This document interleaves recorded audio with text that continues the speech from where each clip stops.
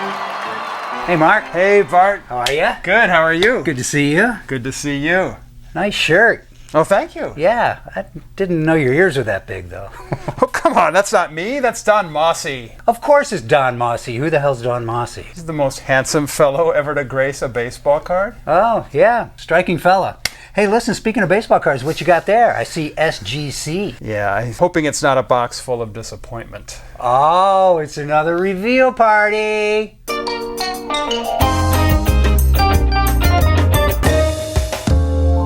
Okay, there it is, freshly back from SGC. The cards we did the last episode for where you predicted what they would rate them as, right? I did make some bold predictions. Okay, and now we're going to find out what they really are. So you have no idea, right? I was so tempted to peek on this one, but I did not peek at any of them. I have no idea what they're coming back as. And the proof in the pudding is a sealed box. Go ahead and open it up. Okay. Just kidding. 2 rubber bands, they're getting fancy. Yeah, maybe that means I got the good grader this time. Hopefully. Okay, this is exciting, and I put them in the same order as the video, even though you don't know what they are. And first up was the Gas House Gang 4-in-1 card. That's right, I predicted a 5 on this one. Right. And I was pretty confident in that, so let's see where it goes. It's a 5. So I'm pretty happy with that. Yeah, right on. Yeah, you can see a little touch to the corners and edges, but not bad overall. And I think the centering is what kept it at the 5 level, so I'm very happy with that. Definitely. Cool. All right. All right. Next up was Bill Herman, and you predicted a 4.5 for Bill. And it got a 4. 4. A little disappointing. I guess it is in the centering. That yellow comes pretty close to the top there. Aside from the 4, which was a little lower than I wanted, it's just a beautiful card. Look at that lemon lime sky. Isn't that just a gorgeous thing? It's a delicious card. It is delish. The next one, we had a Duke Snyder Bowman. You predicted a 4.5 for Duke. What you got? I predicted 4.5, and it got a 4. I thought this one was worthy of a 5, so my 4.5 was a little on the pessimistic side, and it was even a half point worse than that. So not thrilled with it, but what are you going to do? What are you going to do? Okay, next up we had Johnny Mize, and we were liking that one, and you predicted a 5.5. I predicted 5.5 because it's gorgeous on the front. Now that I'm looking at the back, I do see the wax stain. So how much they'll take off for that, I don't know. Oh, it's just a 4.5. 4.5. Wow, that's got to be because of the stain, because look at those corners and nice centering, not a crease on it. It's just a gorgeous card for a 4.5. All right, next we had Bob Lemon, and you thought that might get a 5. Let's see if we can bump it up a little here. I thought a 5, but now that I'm looking at the back and see a very similar wax stain, I'd be surprised if it gets the 5. And it is, well, it got the 5. All right. Now, I think that card is in no way superior to the Mize.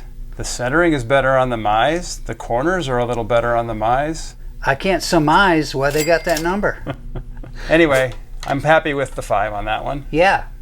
And next is the funny named Early Win, and you thought a 5 maybe for this too? Yes, I thought that one would be a lemon, but it was a 5, and I thought this would be a win. And it is? 4. 4. They are just hard to predict. They sure are. That one's a full point lower than what I thought. Maybe they saw a micro crease or a little wrinkle on the back or something. Oh well, Early. Stan Musial's Bowman. Beautiful card. Okay, this one is important to me. We thought it might be a 5. I think it's a 5, but the way this is going, I'm pessimistic now. On the bigger name cards, they always seem to scrutinize more, so... Oh, it got the 5. Yeah. That one I'm happy with. That makes up for the early win, for sure. Oh, wow, that is so good. Yeah, look at that. Beautiful card. Looks good in the holder, too. Yeah, it looks really good in the black. Okay, happy with that. So moving along, we got Duke Snyder's Second Chance as a Topps card. Yep, this is the 52 Topps. Beautiful image on this card. I just don't know if it's going to be enough to get the 5 that I predicted.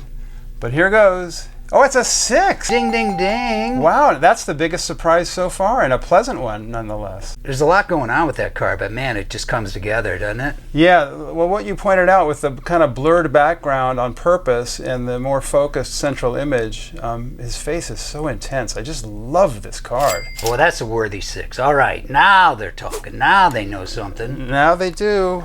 The classic 54 Topps Jackie Robinson next. And you thought maybe a 4.5? I thought 4.5, and this is one where I would love to be wrong. I would love this to be a 5. I just don't know if they're going to give it to us. Come on now. Boom. It got a 5. Oh, yeah. Very happy with that one. No kidding. I thought maybe the centering would do it in, but All right. yeah, very happy with that one. Definitely. That means 2 left. And then the Matty. We go to a Topps Stan Musial, and you went bold and said a 7. I went bold. Every time I do that, I get burned. Let's see what he got. 6. Oh, that's still really good. Yeah, I thought it was better than a 6, but That just makes you want to go to St. Louis and watch a Cardinals game on a beautiful Saturday, doesn't it? yeah, but even more so, it makes me want to find a 6. If I found a girl who somebody said is a 6 and she was this perfect, I would take her all day. Okay, and we got another Topps, right? Willie Mays. Yes, same as the Musial. Right, I love that 62. card, but it's you said a 4.5. This submission is all over the board, but I'll stick with 4.5. I felt pretty certain on this one. Go for it.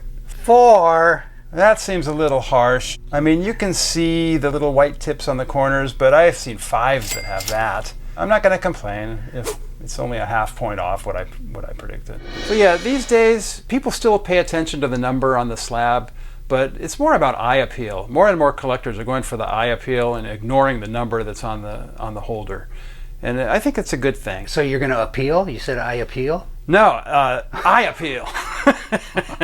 Oh, I appeal? I might appeal that one. I demand my day in court. I appeal. Okay, we're going to need a drum roll for this last one. This is the T207, right? No, T205. Like I said, the T205, Christy Mathewson. You're hoping for a 4 or a 4.5. Yes, you might remember that this one was in a 5 holder from Global. Right. Years ago when things were a little more lax. They've stiffened up the grading standards, so I am fully expecting this one to get a slight downgrade. But if it goes below a 4, I will not be happy. Ready? Survey says?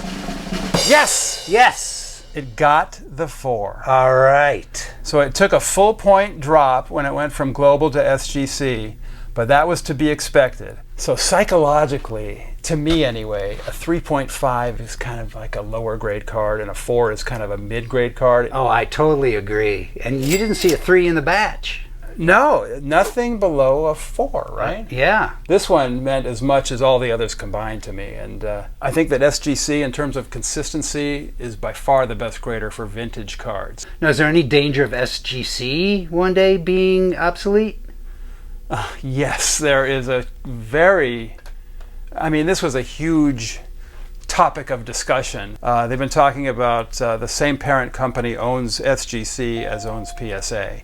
The company is called Collectors. Ah. And a lot of people have been theorizing what's going to become of SGC. Typically, when a brand is acquired, a lot of times they don't survive. I worked for Nabisco and Kraft. Nabisco was bought by Kraft, and even though they tinkered with the products and changed a few things, they did keep that Nabisco logo, red triangular logo that you associate with Ritz and Nutter Butter and Oreo. But they have changed the product a little bit, but they've kept the branding intact. So it'll be interesting to see what Collectors does with SGC. I hope they keep it intact, nicer looking than PSA in my opinion, and better grades.